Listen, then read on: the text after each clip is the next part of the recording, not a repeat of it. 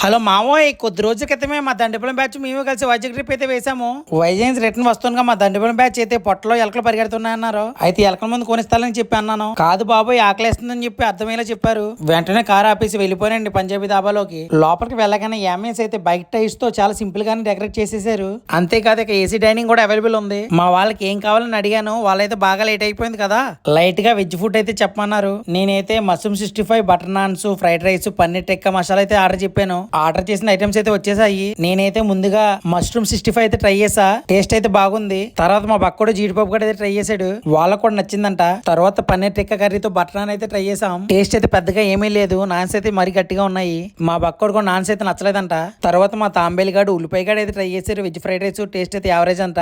మేము తిన్న అన్ని ఐటమ్స్ లో కల్లా మష్రూమ్ 65 అయితే టేస్ట్ అయితే చాలా బాగుంది. దీని అడ్రస్ వచ్చేసి వైజాగ్ టు కాకినాడ వస్తుంటే గాజువాక జంక్షన్ దాటగానే లెఫ్ట్ లో ఉంటదండి. కల్సా పంజాబీ దాబా అని. పొలక లవర్స్ కి వీడియో షేర్ చేసి మన పేజ్ ని ఫాలో చేసి సపోర్ట్ చేయండి.